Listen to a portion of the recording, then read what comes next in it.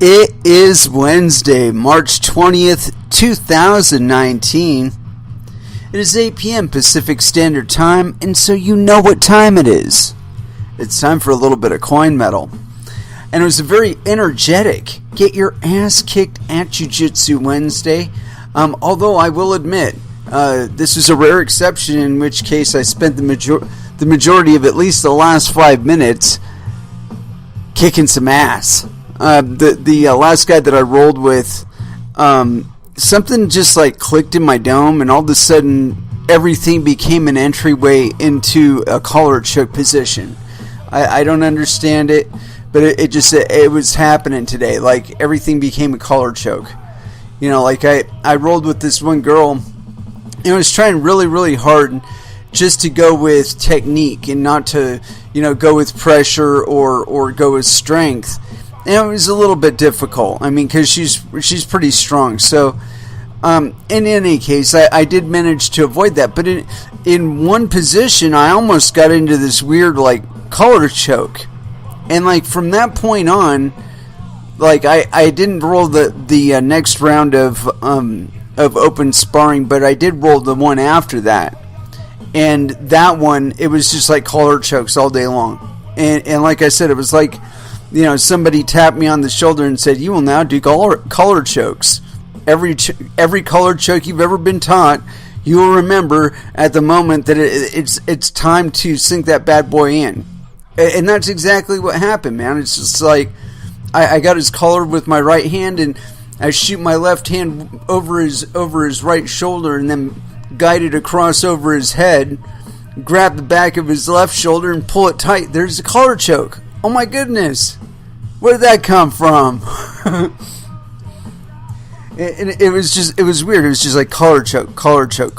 But it was only within the last 5 minutes that it really locked down like that. And it was funny, the second one that I threw on him, and he got lucky because the bell saved him from number 3. But I hit him with the one collar choke, and then maybe 30 seconds after that, I got another collar choke on him. And this one, it was funny because he had me, I was in a, I want to say closer to a butterfly position than anything, and he was trying to pass my guard, and I managed to get his left collar with my right hand, and he was pulling back on it, and I just yanked him. I yanked him down with the hand, and then I fed it to my left hand to hold him down, right? Then I reached over his back with my right hand and brought my elbow around his head and collar choke. But I mean, it was so fast that it finally just clicked in. It's like, oh, there's a collar choke. Oh, look, another collar choke. Oh my God, another collar choke. I can't feel bad about it.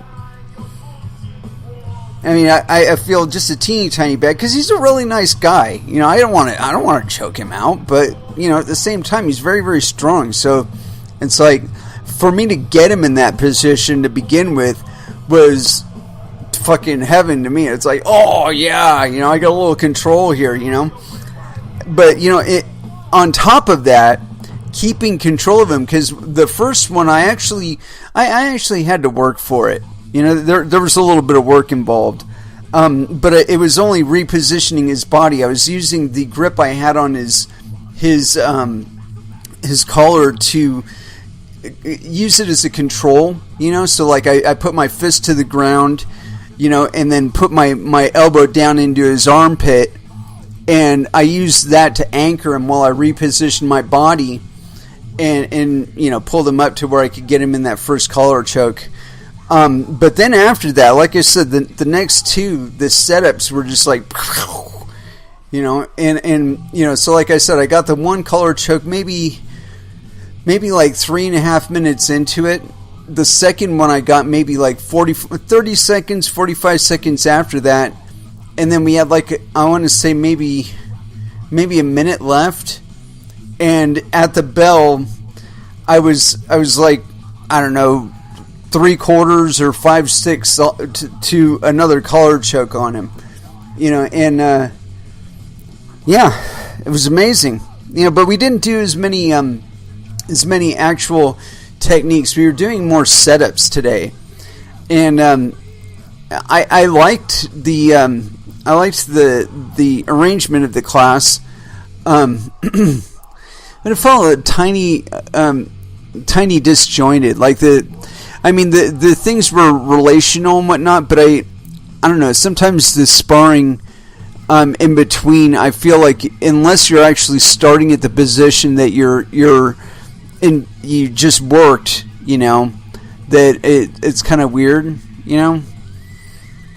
I mean, he had us doing kind of like an open sparring round in between, and that's cool.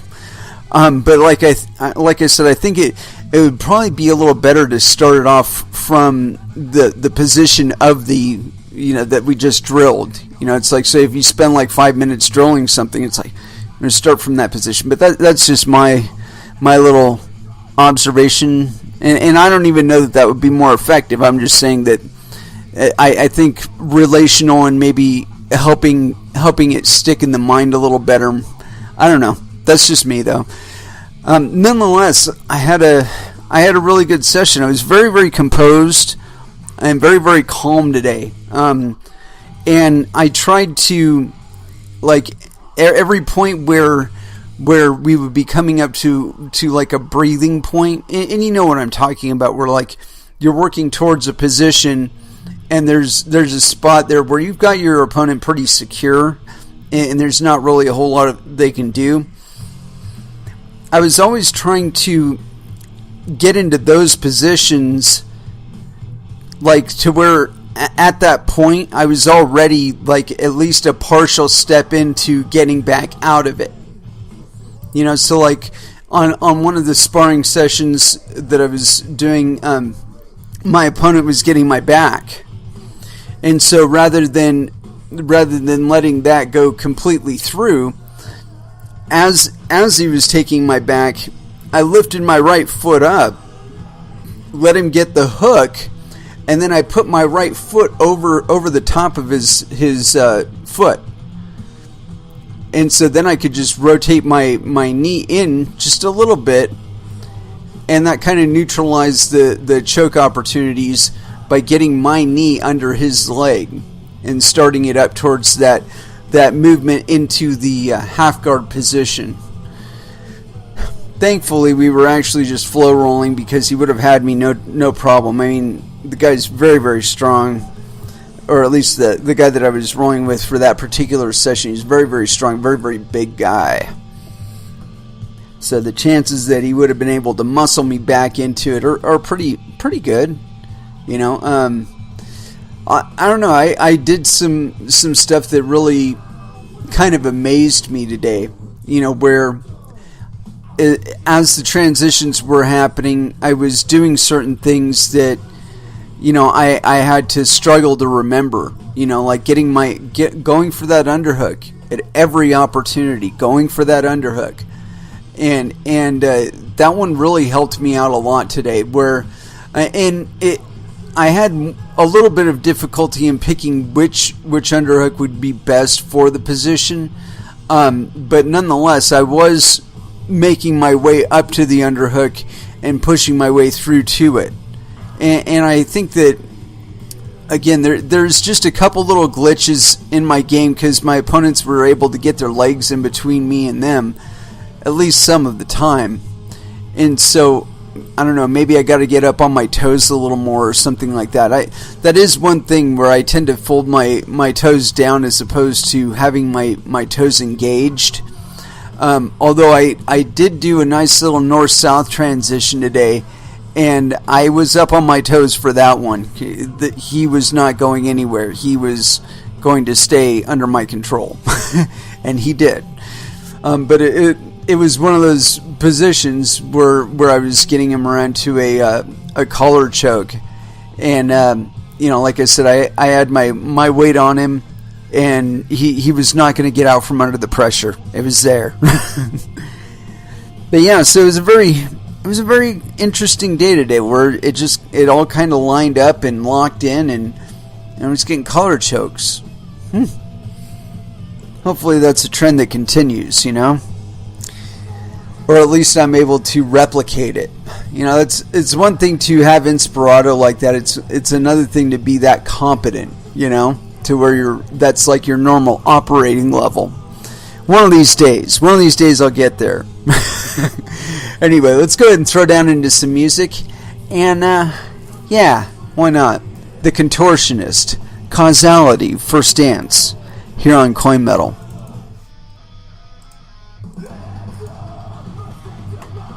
And that was Static X with Wisconsin Death Trip. Man, I gotta wonder, you know, what it's like to be on a Wisconsin Death Trip, and exactly what makes Wisconsin especially foreboding is with regard to death trips. I mean, what is a Wisconsin death trip? Anyway, I've got a ton of tabs open, not entirely certain where to go. I do have some idea. I did want to start off by saying it seems like the crypto is up a little bit today. Bitcoin is currently at 4,029.31. Ethereum up to 138.24. Litecoin 59.77. XRP 31.54. That is 0.3154, not 30. Anyway, and Bitcoin Cash up just a tad at 157.63. So yeah, that's pretty cool. You know, I mean, especially if you're invested in cryptocurrencies. You know, I'm not the greatest trader in the world. Actually, I'd probably argue that I'm probably the worst trader in the world when it comes to cryptocurrencies. But I made a buck or two. You know, enough to stay alive. Anyway, this one caught my eye, and I don't know exactly how far we're going to dive into it, but it's a familiar theme. You know, we've heard this relatively recently with Quadriga CX, and apparently this actually happened after that debacle. It was February 25th, 2019. A little bit old, not terribly old, but, you know, old enough. Almost a month. Coinbin has filed for bankruptcy due to loss of the wallet manager's private key. You know what this shit seems like to me is that these exchanges were operating outside of AML KYC, and for whatever reason something changed in like the banking sector legislation, or something changed, okay, in regulation or whatnot. And all of a sudden, these motherfuckers are like, okay, well, we got to terminate ops now because we're going to get caught next year. You know, we're clearly operating completely outside the law. We're not actually operating a legitimate cryptocurrency exchange, so it's time to cut ties. I mean, at least that's what it seems like with Quadriga CX. But this being a very similar theme, you know, that losing the wallet manager's private key. Give me a fucking break. How do you do that shit? Anyway, continuing on. Coinbin, a South Korean crypto exchange, has now filed for bankruptcy, owing nearly $30 million to its clients and being unable to pay. This is evident from a message from on Twitter on 20th of February. South Korea's cryptocurrency exchange Coinbin has filed for bankruptcy due to loss of a wallet manager's private key. Coinbin previously acquired the former Ubit trading platform in 2017. However, the current inability to pay is due to the actions of a senior executive who is said to have embezzled funds on a large scale, as the English-speaking Business Korea reports. So it says in the appropriate message, quote, "We are prepared for bankruptcy because one of our employees is involved in misappropriation of funds, which in turn pushes our debt to an unsustainable level." Yeah, that's what you get for operating on fractional reserve, dude. According to the article, Coinbin's chief executive for cryptocurrencies is the accused person previously working for Ubit as managing director. Ubit had to be shut down in December 2017 after two major hacker attacks made it impossible to continue operations. The manager, named Lee, is now said to have embezzled the private keys of several hundred Bitcoin wallets, but he simply wants to have lost the key to an Ethereum wallet with a fortune of 100 Ethereum, in his own words. Overall, the crypto exchange is thus missing 26 million US dollars, of which 2 million US dollars are probably already irretrievably lost. Yeah, there you go. That's the reward of operating on a fractional reserve. You know that if you get hacked, if there's a major run on your exchange because you've had some sort of trouble paying on time, and that makes its little migration through the entire market. Yeah. Fractional reserve bites you in the ass every time. I mean, this is one of the reasons why we do have the SEC and the CFTC and other regulatory bodies in operation. This is what they're supposed to be watching out for. It's like, if there is any kind of regulation to be performed in cryptocurrencies, which honestly I don't feel like there's actually any need for it. If anything, I believe that the effect of regulation in any industry, to me, the effect of it is something akin to training for the test.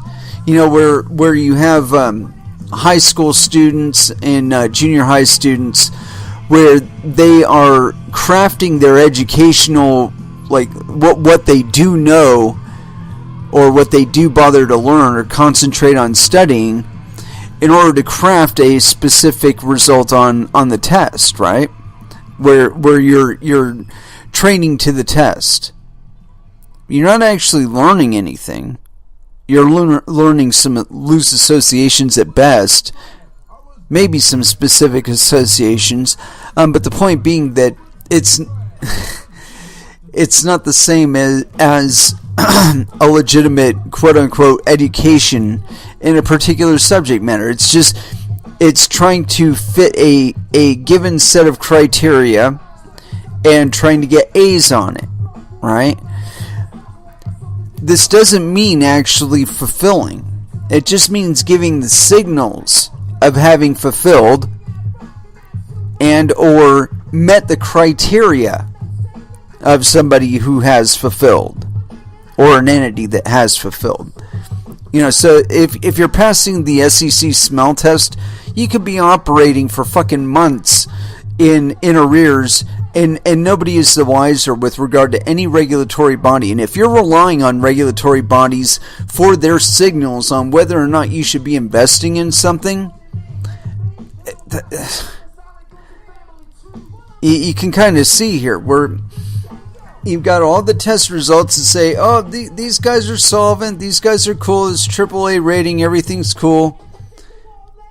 You end up back where we were in 2007 and 2008, where these credit rating agencies were being bribed to give all the signals that they're these D- F+ rated credit rated bonds were given AAA rating,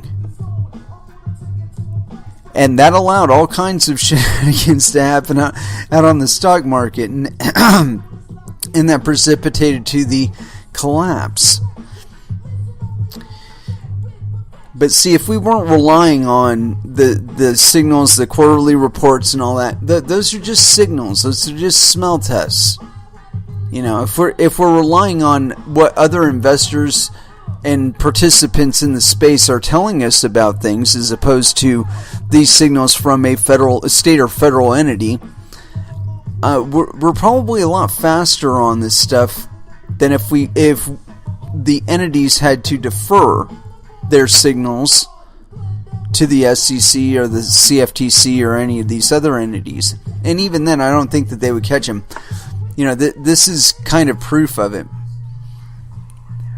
But we're going to get into something that's even more proof of it. And I've commented multiple times on this show that I think stablecoins are more or less counterfeit fiat currencies. And actually more than less. But the point being there that this is a part of the space where if there was any need for any kind of regulation, it would be on this. Because we're talking about coins that are representing fiat currencies and are actually being transacted in the stead of fiat currencies. And while to some this might seem like a great thing because you're sucking value out on both ends of it, on both ends of the exchange rate with your stablecoin, you're able to sell things at a loss because of course they're free to you if you do not have the actual backing for them. And so here it is. I got this article here. It's on bitcoinnews.com, and I think I'm probably going to end up covering it from another angle too. While Tether withdraws claim of USD backing, rival stablecoins provide monthly attestations. Now, pay attention to this fucking word. Attestation. Do you know what an attestation is? It's not a fucking audit. An attestation is some legal representative or third-party observer coming in, looking at your books and saying at 8:05 a.m. Pacific Standard Time at this bank, according to the books that I'm looking at here, all of the dollars that are claimed to be held in reserve for this stable coin do exist and are, to my knowledge, unencumbered. That's what an attestation is. It's not a fucking audit. See, if I know when an attestation auditor is going to be coming and looking at my books, I can make some temporary arrangements months in advance. I can make sure that the money has been in particular custody that makes everything look wonderful a couple months in advance, and this guy's looking over my books, and maybe he checks back 2 weeks or maybe a month, and at that time he can say, oh yeah, everything looks legit. So an attestation, even a monthly attestation, it means jack shit. And for another thing, I don't think they're probably counting all the ways that the funds can be encumbered. Meaning that there's other obligations on those funds, meaning there may be a customer's funds. A lot of legal gray area that you can get into there. Anyway, this one's on the Bitcoin News. While Tether withdraws claim of USD backing, rival stablecoins provide monthly attestations. This is on March 18th, 2019. And let's see here. I want to make sure this isn't actually just aggregated from something else. Another web page. Let's see. Blah, blah, blah. Okay, yeah. Here we go. That one's originally on another website. And let's see. Yep. Alright. And so this one we might cover instead because it's from the original source. Let's see. That's the Coinbin article. There was another thing on here that I was looking at though that seemed pretty interesting. There. Blah blah blah. Come on, load up. This is off of tether.to. Let's see here. Transparency update. Proof of funds. Let's see. Attorney-client communication. Introduction. Tether Limited, Tether or client, or the client, has retained the law firm of Free, Sporkin, and Sullivan LLP, FSS, to provide legal advice and counsel regarding a review of bank account documents, Tether's relevant policies and procedures, and randomized inspection of the numbers of tethers in circulation and the corresponding currency reserves, the quote engagement. FSS is a Washington-based law firm which provides legal, investigative, and monitoring services to organizations around the globe. Established by 3 former federal judges, including former director of the FBI with decades of experience adjudicating at the highest levels of the U.S. government, the firm has extensive knowledge of and international experience dealing with matters pertaining to governance, compliance, and business integrity. Judge Eugene R. Sullivan, retired, one of the partners, is a member of the advisory board of one of Tether's banks. It was through this connection that Tether was introduced to FSS. Conflict of interest. As well, the firm's relationship with the bank allowed for the following review to commence in a timely and comprehensive manner, ensuring that no pertinent information was overlooked in the process. Engagement. As part of the engagement, FSS was able to confirm the US dollar balances in accounts owned or controlled by Tether at its banks, including selecting the appropriate confirmation dates and reporting to Tether as to the results of such inquiries. As per the letter of engagement, FSS selected the dates for balance confirmations without prior notice to or consultation with Tether. To inform its review, FSS conducted comprehensive in-person examinations and telephone interviews of key personnel at Tether and its banks. These in-person examinations took place in Washington, D.C. and elsewhere inside and outside of the United States. These interviewed personnel included Chief Compliance Officers, Chief Technology Officer, Account Relationship Managers, Chief Operating Officers, General Counsels, and others. FSS requested and was granted authorization to perform unlimited examinations of the balances at Tether's banks, and had communication with authorized representatives of those institutions, and reviewed hundreds of pages of relevant documents. Among other things, FSS requested and received the following. Bullet point 1. Tether's Anti-Money Laundering Bank Secrecy Act and Office of Foreign Assets Control Program. Bullet point 2. Tether's AML/Anti-Terrorist Funding Risk Advisory Report from 2018. Bullet point 3. Extensive documentation on Tether's account registration process and procedures and its AML system and compliance policies. Bullet point 4. An unredacted consulting report issued by a professional services firm retained by Tether. So somebody else's homework. Bullet point 5.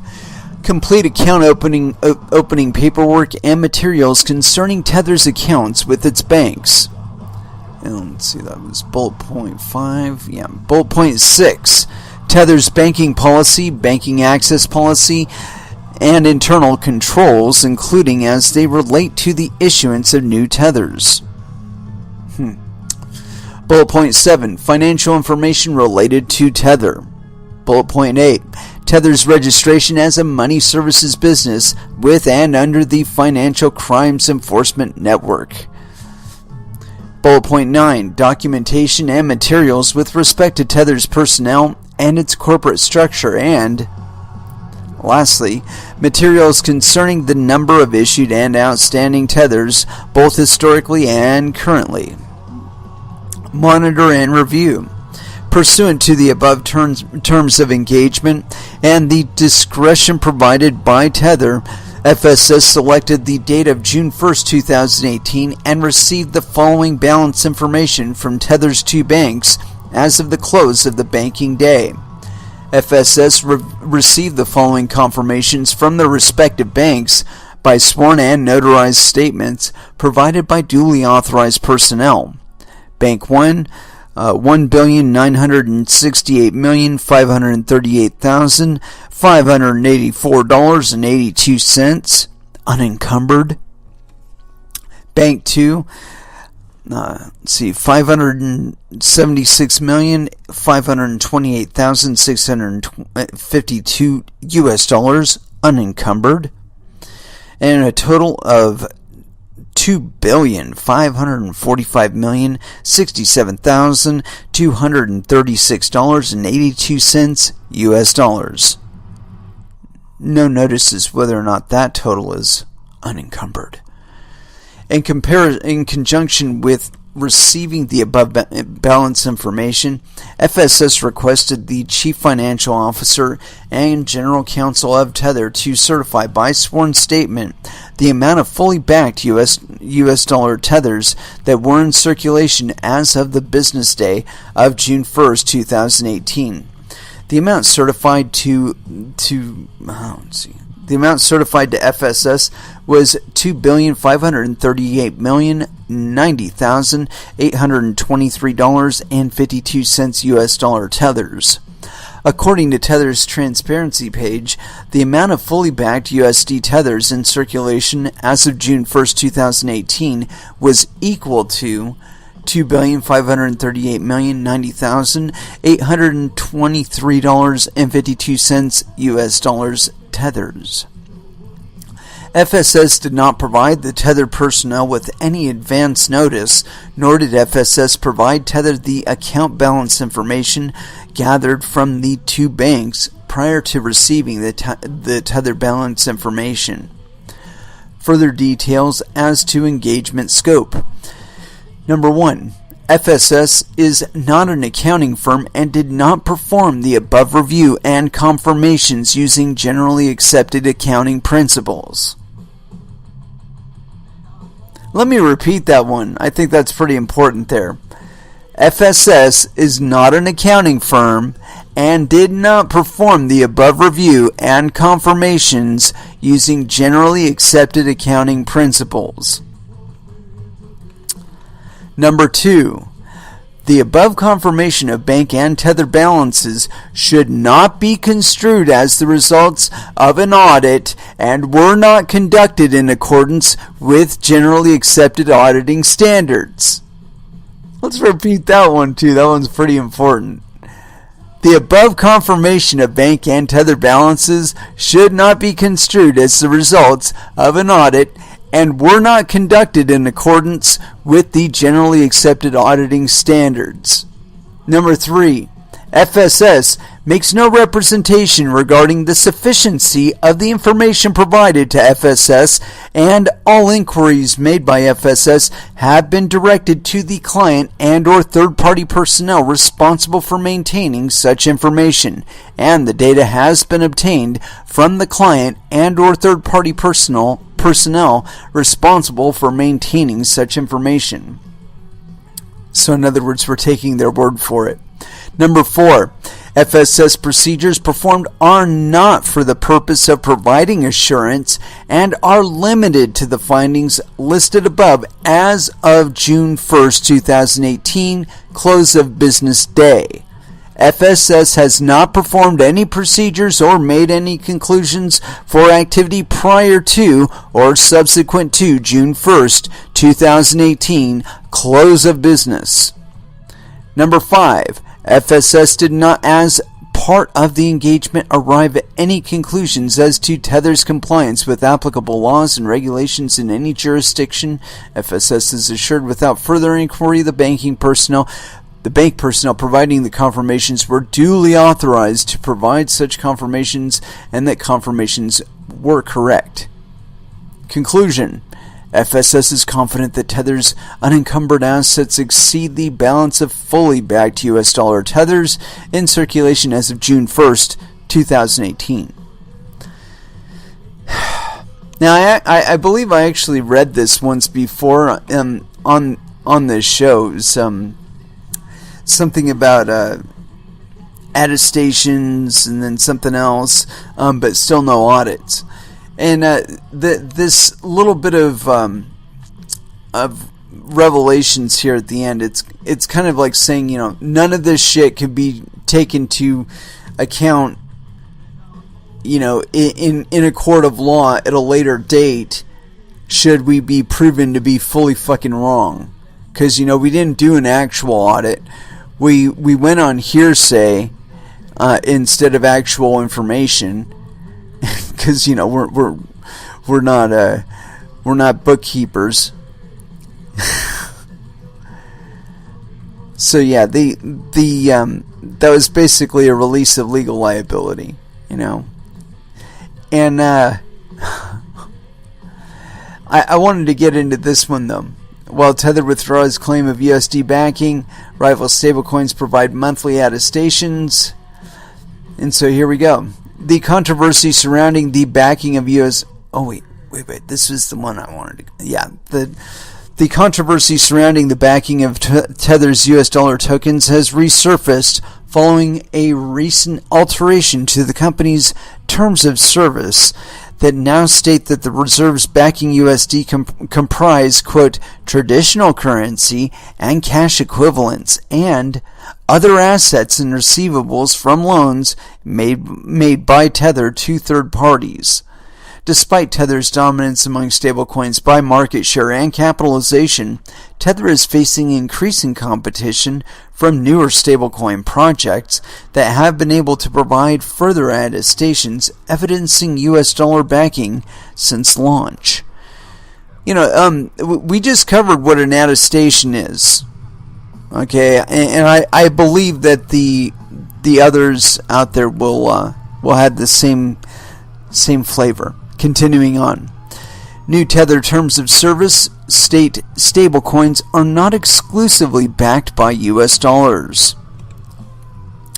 Tether has updated its terms of service regarding the backing of USD token, apparently reversing previous assertions that all USD tokens are backed one-to-one with US dollar reserves.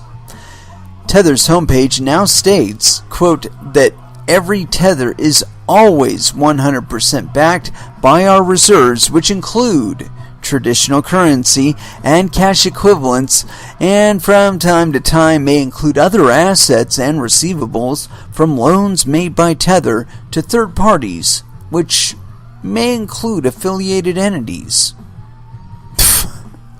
Giving themselves loans, it seems. What if they default on those loans? Then your receivables are worth shit. Continuing, the company's legal page also states that, quote, the composition of the reserves to back Tether's tokens is within the sole control and the sole discretion of Tether, adding that, quote, Tether reserves the right to delay the redemption or withdrawal of Tether tokens if such delay is necessitated by the illiquidity or unavailability or loss of any reserves held by Tether to back the Tether tokens, and Tether reserves the right to redeem Tether tokens by in-kind redemptions of securities and other assets held in the reserves. Basically, they're saying they can gin up a whole bunch of Tether, sell them at a loss against Bitcoin, and there's their receivables. Continuing. While Tether appears to have backed down on its previous claim that all outstanding USDR tokens are backed by USDs, many of its rivals have provided regular attestation reports demonstrating fiat backing.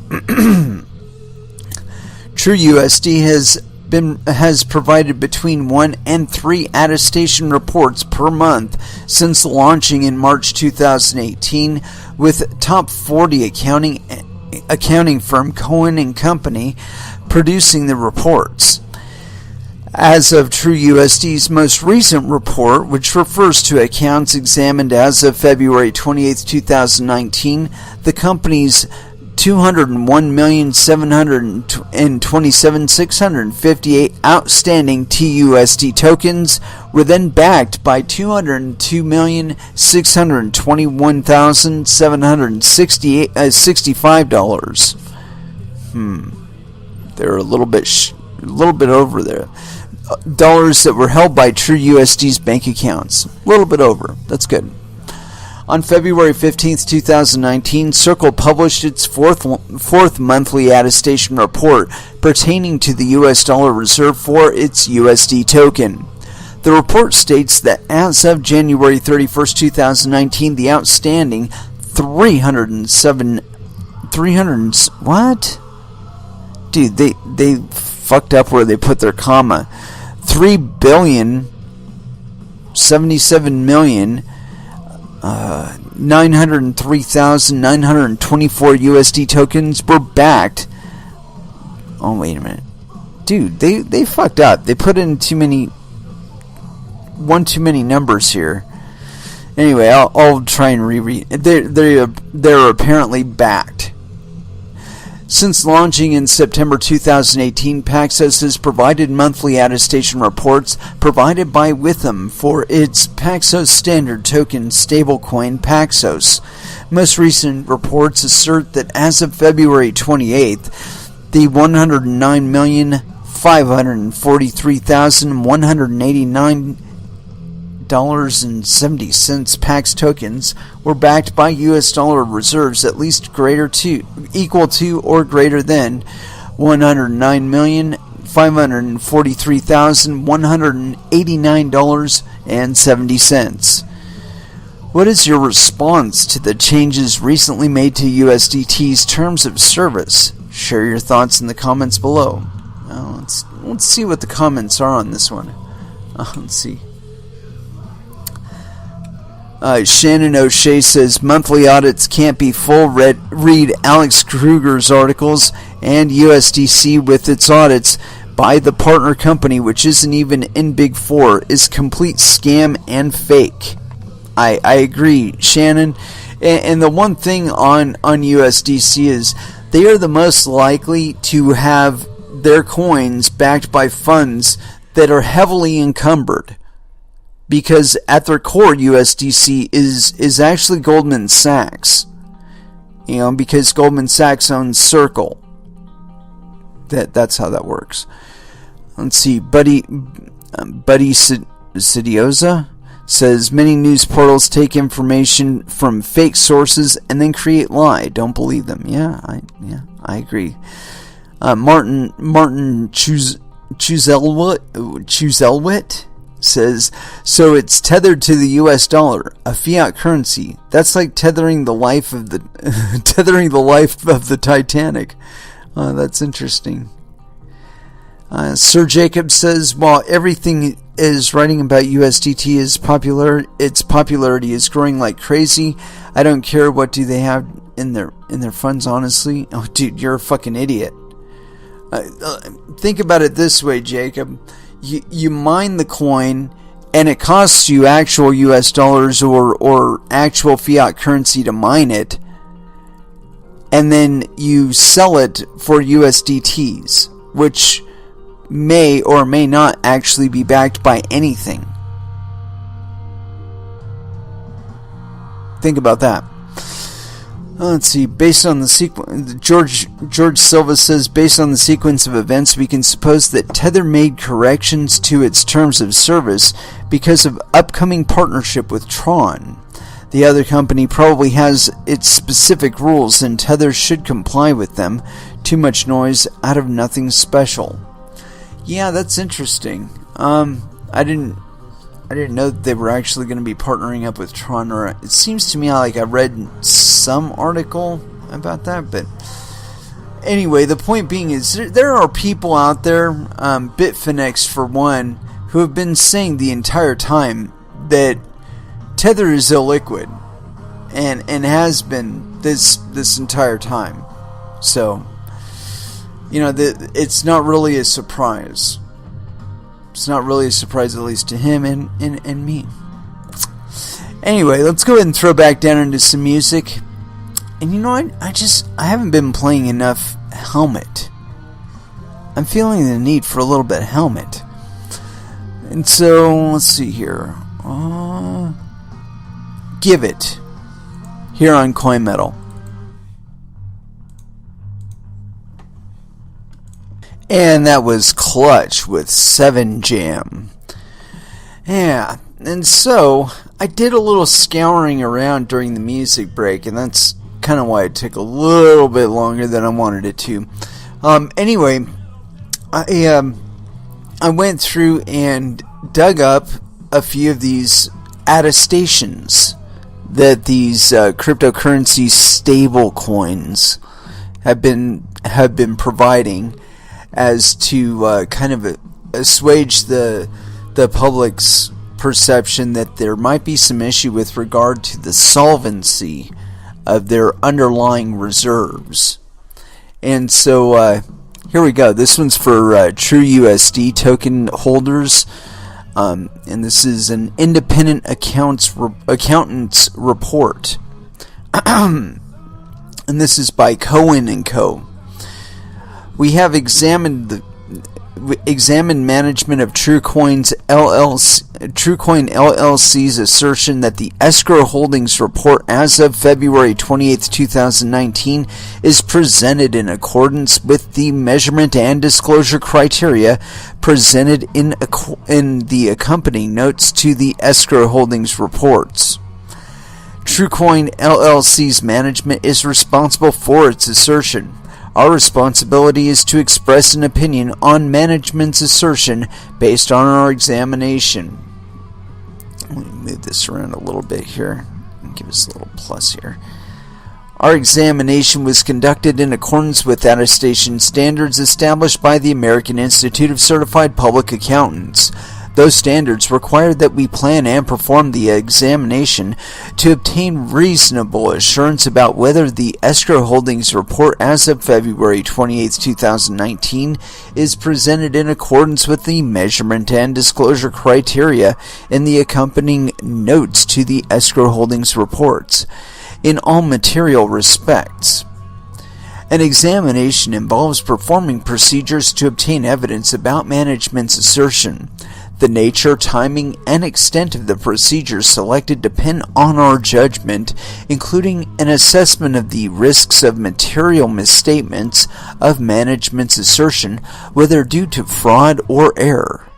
We believe that the evidence we obtained is sufficient and appropriate to provide a reasonable basis for our opinion.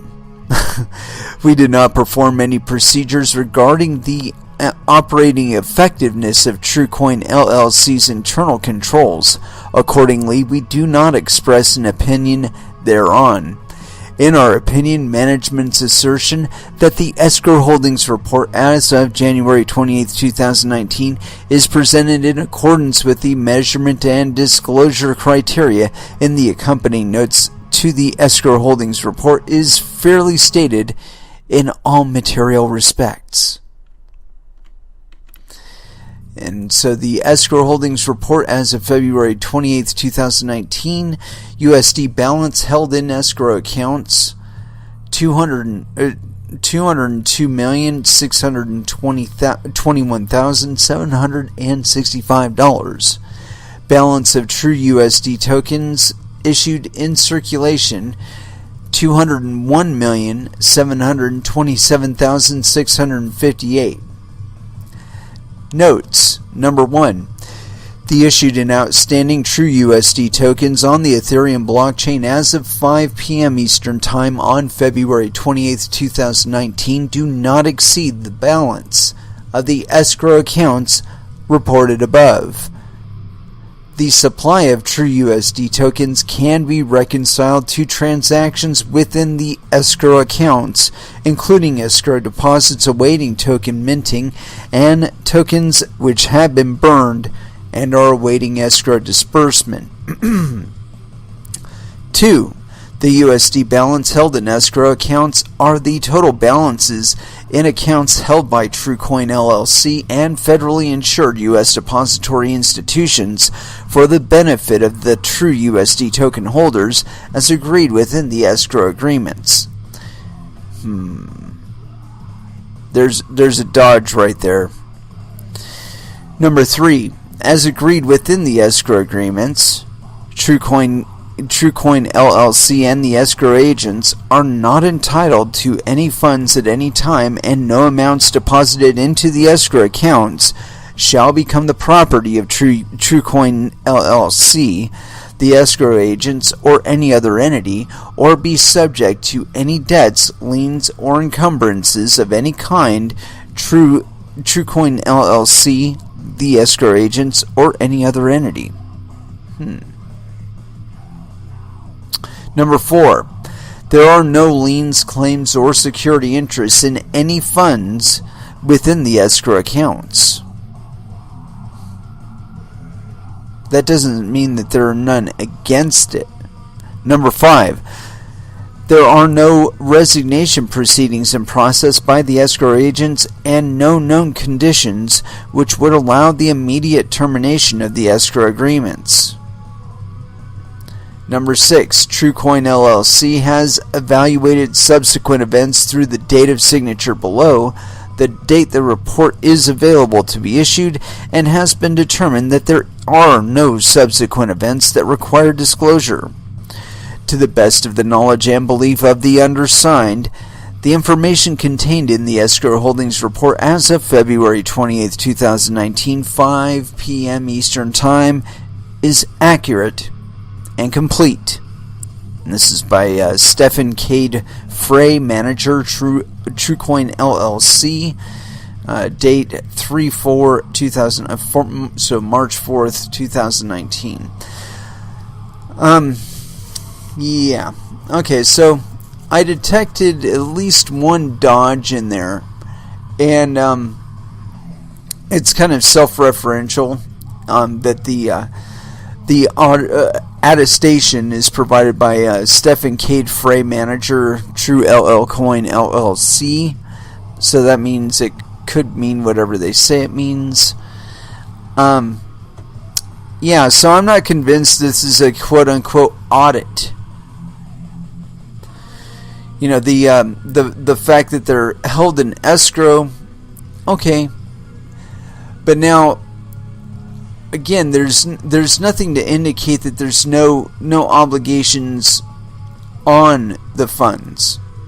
It says within the funds, meaning they didn't use any obligation of funds as funds, unlike the claims of Tether now, where they're saying that there are quote-unquote US dollar denominated obligations that they're considering as funds that they have that they can loan out tethers against. And so yeah, there are no liens, claims, or security interests in any funds within the escrow accounts. So yeah, so what they're saying there is that they're not counting credit of US dollars as US dollars within their escrow accounts. They're not telling you whether or not the funds that are in the escrow accounts have any obligations or encumbrances upon them, because to the best of their knowledge and belief. So yeah, you could, if you printed it out on paper, you could probably wipe your butt with it, and that's about as much value as I'd put in it.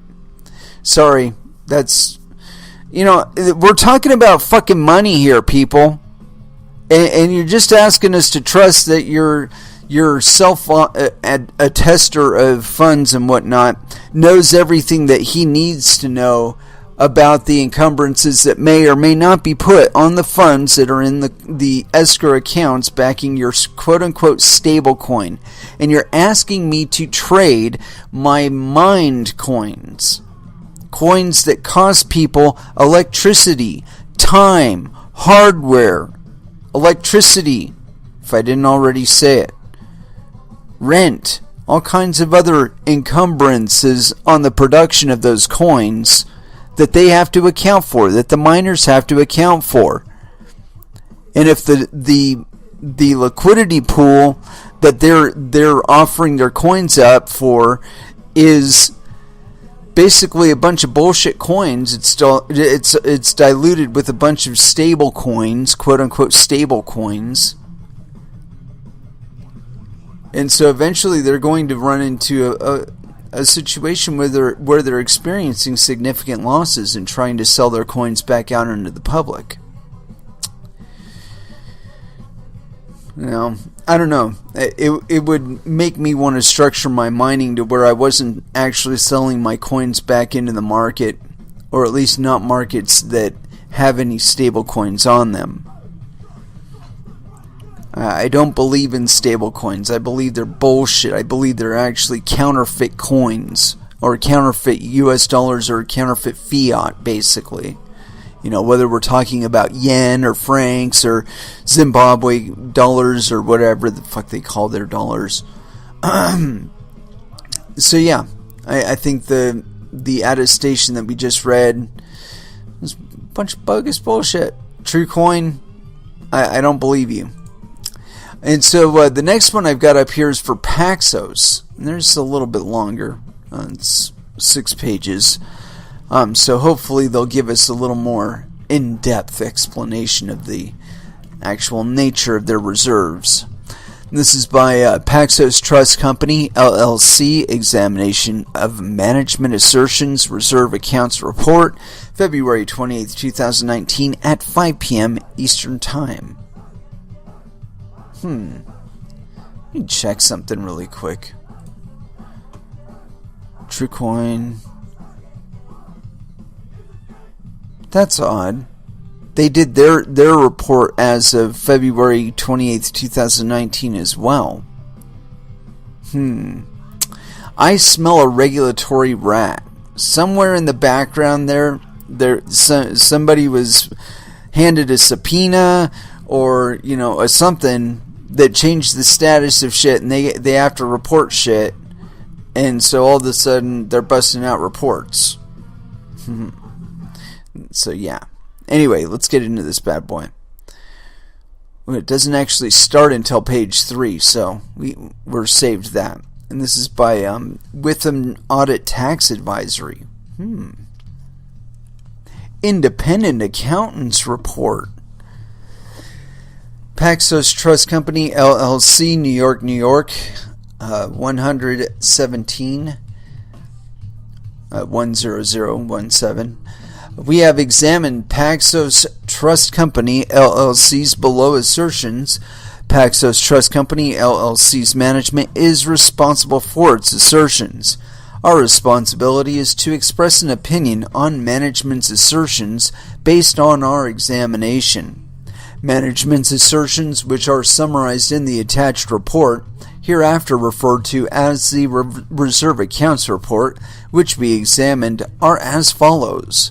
Bullet point 1. The Reserve Accounts Report refers to the total supply of Paxos Standard Tokens, PAX, as of February 28, 2019 at 5 p.m. Eastern Time. If memory serves, that's the same exact time that the TruUSD coin had to do theirs too.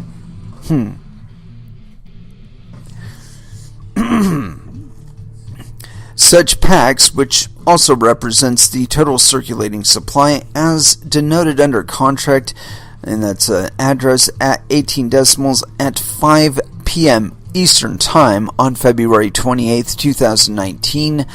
The report date and time is 109,543,189.70 as reported by Etherscan API, the ETHPLOR API, and internally maintained and operated node on the Ethereum network. Bullet point 2. The Reserve Accounts Report refers to accounts held by the company at U.S. depository institutions, including U.S. depository institutions to which cash is swept pursuant to a certain deposit placement agreement. The USD balance and, when applicable, amounts held in U.S. Treasuries in the reserve accounts is at least equal to or greater than $109,543,189.70 at the report date and time. This does not contemplate the impact of outstanding checks/wires, deposits in transit, or other reconciling items. Bullet point 3. The total Pax supply for which Pax is assigned is a redemption value strictly pegged at 1-to-1 to the US dollar by the company does not exceed the balance of the reserve accounts reported below. Our examination was conducted in accordance with attestation standards established by the American Institute of Certified Public Accountants. Those standards require that we plan and perform the examination to obtain reasonable assurance about whether management's assertions are fairly stated in all material respects. The nature, timing, and extent of the procedures selected depend on our judgment, including an assessment of the risks of material misstatement of management's assertions, whether due to fraud or error. We believe that the evidence we obtained is sufficient and appropriate to provide a reasonable basis for our opinion. We did not perform any procedures regarding the operating effectiveness of the company's internal controls. Accordingly, we do not express an opinion thereon. We direct your attention to the accompanying notes of the Reserve Accountant's report for risks and uncertainties related to cryptocurrencies and background information provided by management. We have not audited, reviewed, or performed any procedures to provide assurance with respect to these notes. Accordingly, we provide no opinion or any other form of assurance with respect to these accompanying notes to the Reserve Accounts report. That's very important information right there. The expressed examination opinion on the above assertions are limited solely to the Reserve Accounts report at the report date and time noted above. Any activity prior to or after February 28, 2019 at 5 p.m. Eastern Time was not considered when testing the assertions described above. In addition, we have not performed any procedures or provided any level of assurance on the financial or non-financial activity of the reserve accounts on dates or times other than the report date and time noted within this report. In our opinion, management's assertions noted above are fairly stated as of February 28, 2019 at 5 p.m. Eastern Time in all material respects. Yeah. Reserve Accounts Report. Now to the fun part. Paxos Trust Company, LLC, New York, 10017. February 28, 2019 at 5 p.m. Eastern Time. Hereafter, report date and time. The management of the company hereby makes the following assertions as of the report date and time. Pax tokens issued and in circulations, notes 1 and 3, 1,543,189.70 Pax. U.S. dollars amounts held in U.S. Treasuries reserved for Pax token holders, note 2, $109,543,189.70. Notes. Number 1. The total supply of Paxos Standard Tokens, PAX, which also represents the total circulating supply as denoted under contract, blah, blah, blah, blah, blah, blah, blah. We're not going to read the address. At 18 decimals at the report date and time is 109,543,189.70 as reported by the Etherscan API, the ETHEXPLORER API, and an internally maintained and operated node on the Ethereum network. Number 2. The reserve accounts refers to the accounts held by the company at U.S. depository institutions which include 1. U.S. depository institutions where cash is held. 2. U.S. depository institutions to which cash is swept pursuant to a certain deposit placement agreement. And 3.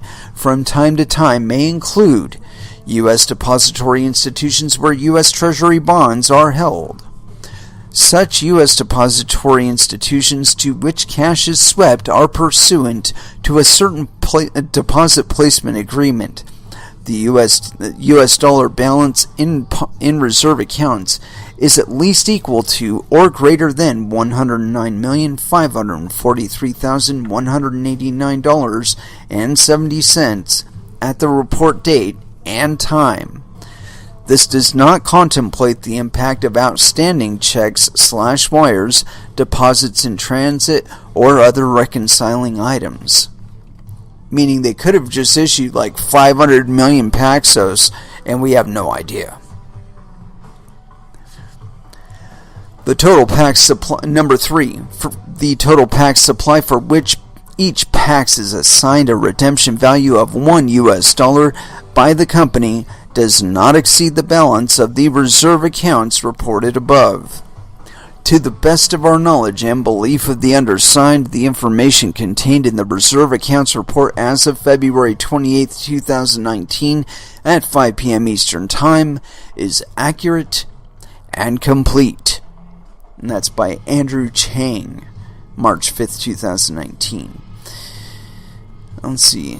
The next one, or next bit of it is Notes to Reserve Accounts Report, February 28, 2019, 5 p.m. Eastern Time. No assurance provided by the independent accountant on these notes. Number 1.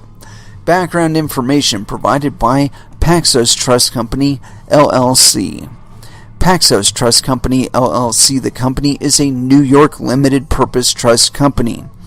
The company received its trust charter from the New York Department of Financial Services in 2015 and has been a longtime leader in both crypto asset services and the creation of blockchain technologies for the financial world. The Paxos Standard Token, PAX, is a cryptographic token which allows financial market participants to transact in a crypto asset that has been strictly pegged 1-to-1 to the US dollar by the company, as it is backed by an equivalent amount of US dollar deposits or US Treasury bonds held at U.S. depository institutions in segregated accounts managed by Paxos on behalf of PAX holders. Funds held in U.S. depository institutions are in excess of applicable insurable limits, and when applicable, funds held in U.S. Treasury bonds are subject to market risk. Pax is an ERC20 token which is built on the Ethereum public blockchain, and as such, the total number of Pax tokens in circulation is fully and transparently viewable at all times by anyone through any publicly available Ethereum block explorer, ergo Etherscan. Number 2. Oh, and by the way, that's the one thing that makes ICOs that are strictly held in like reserves of Ethereum, that's what makes them different from securities. And that's why the SEC really doesn't have any right, I think, to be issuing any edicts or cease and desist orders over ICOs that are held exclusively in a cryptocurrency.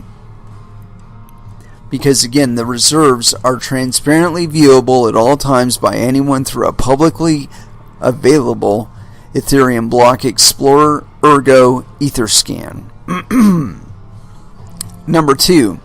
Discussions related to crypto assets generally. As of the date of this report, crypto assets remain an evolving area of technology and marketplace activity. Those who choose to invest in crypto assets should inform themselves of the general risks and uncertainties associated with such assets. Number 1. Crypto assets are owned anonymously.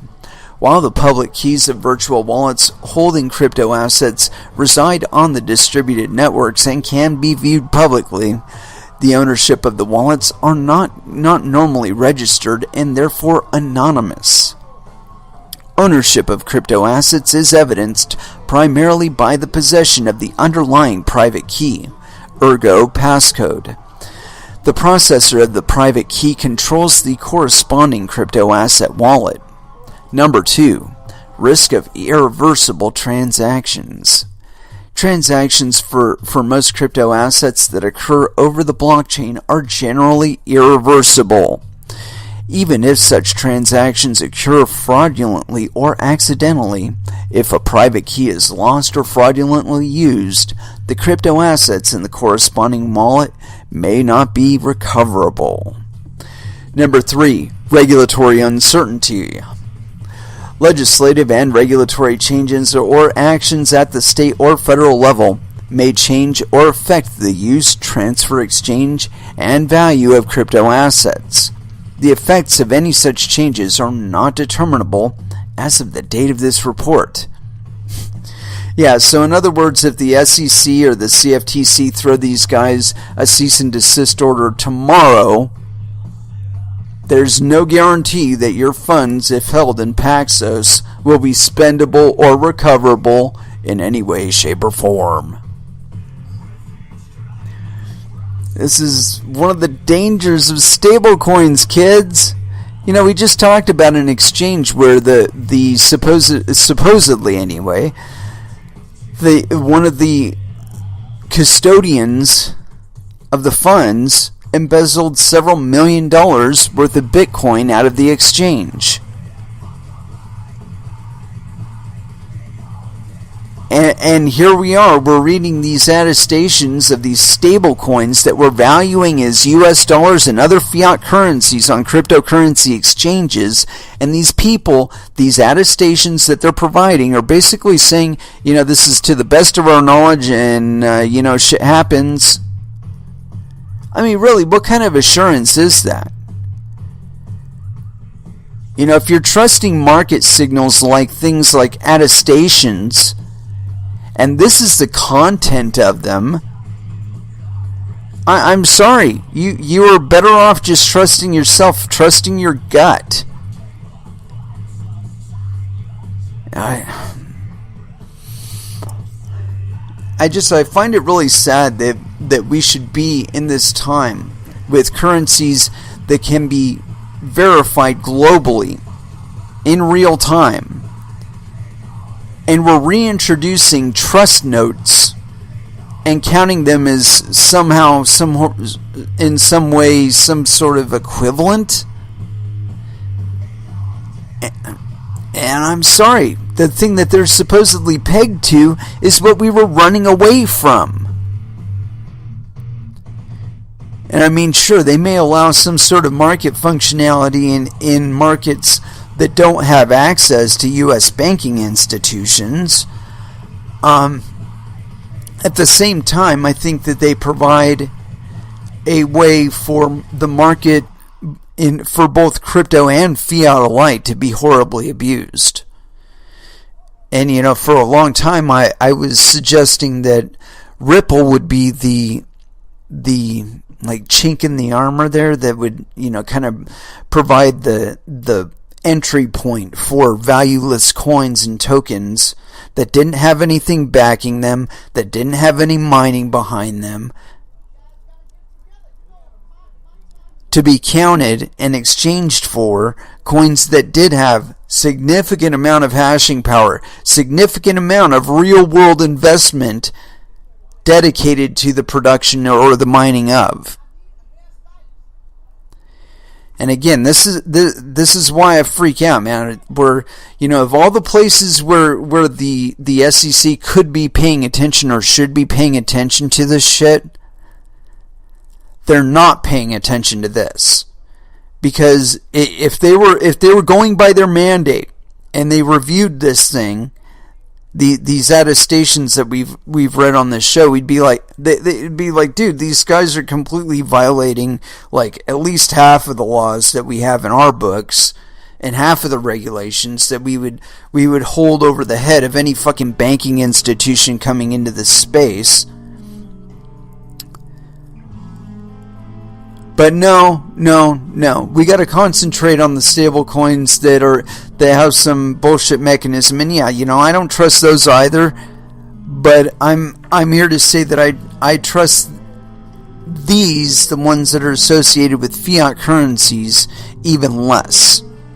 I don't give a fuck about attestations. I want audits. I want the Federal Reserve to get in there, get their nose all up in TruUSD's business. And I could guarantee you they would come up with it and say, dude, these guys are completely illiquid. I don't know why you're allowing them on the market. I mean, that's my feeling anyway, because they're giving these attestations out to the public as some sort of form of assurance, whereas if you examine any little bit of the cursory examination of just these fucking PDFs that we've gone through today, basically tell us that they weren't worth our time in reading, that they're attesting that they're maybe at one point they had the liquid funds accounted for. Now there's not been any financial audit. There's not been anybody diving deep into those books and saying, yep, these funds are totally unencumbered. They're saying, okay, who's your compliance officer and who's your accountant here? Okay, bring those guys in here. All right, guys, are you liquid? Do you have the money? Oh yeah, no problem, man. We got the money. We're completely solvent. Here's some reports, some Excel spreadsheets that we threw together. They say that we're liquid, and so we're all good, right? Yeah, you're all good, no problem. That's what these attestations are the equivalent of. So yeah, I'm not assured at all by these attestations, because they, number one, the people involved in making the attestation, like here, this one for Paxos is Andrew Chang, Chief Operating Officer. He's an executive officer of Paxos. Do I expect him to provide me with an objective report of the liquidity of Paxos's reserves? No, I don't. It's a conflict of interest. Now, of course, they could be guaranteeing the number of tokens, but whether or not there's any encumbrances on their actual US dollar reserves, we have no idea. And these attestations don't do anything, or have done nothing, to assuage us of that concern. That there aren't other people that basically lended that money for the attestation, moved it to an account and said, here's the account number of the account that we moved it into. Say that's your account. It's got your name on it. And everything's good. And as soon as the attestation officer, the third party attestment group or whatever, they go home, funds go back into the custody of the organization that had, that had put them forward. Either that, or they take some of their customers' funds, as I suspect is probably the case in USDC, where they've taken some of their customer funds from other ventures that they've got going forward, and they've dedicated those as the funds available for their attestations. They can do that. They've got billions of dollars worth of obligations and supposedly liquidity hanging about that they can do that with. So, yeah, again, I'm not assured of anything by these attestations, and I don't really think you should be either. If you can, trade on exchanges that actually have associations with fiat currencies, at least if you're in a place where that's where you're trying to make the money. If you're doing some sort of trading on exchanges that have stablecoin pairings, and you're trading there just to increase your volume to then move to other exchanges, okay, I can see that. But as far as being your liquid reserve exchange, Probably not a good idea. Probably not a good idea. Anyway, let's go ahead and throw back down into some music. And I got some Voivod playing in the background, but we've already hit up the Voivod. But you know what? We haven't hit up Fear Factory yet. So yeah, here, Cyber Waste, here on Coin Metal.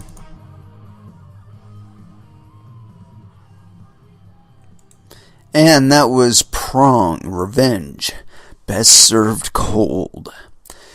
Yeah, with regard to what we've been going over today with regard to these attestations, yeah, I think at some point or another, there is going to be some sort of calling to account. It's either going to happen on the part of the crypto community or on the part of regulators.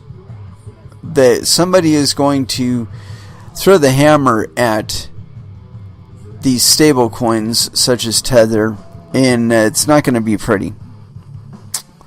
But I would expect that the value of cryptocurrencies would vastly increase, or at least start following along with fiat inflation like they did before the introduction of stablecoins into the market. Would return to the market, and we would be seeing cryptocurrencies appreciating against fiat currencies as they had before when new fiat currencies were being printed into existence against limited supply coins such as Bitcoin. And it is with that I'd like to close this episode out. Thank you very, very much for listening. I certainly do appreciate the support. We will be back again on Friday at 8 p.m. Pacific Standard Time. And so until then, I'd like you all to trade safe. Do your homework. And watch out for your own bunghole, because nobody else is going to do it for you. And as far as our last dance is concerned, I hadn't picked anything out. But I think this one will serve as a good reminder to us for our last dance. So here it is. Nothing face. Can't wait for violence. Last dance here on Coin Metal. Thank you again for listening, and you all have an excellent evening.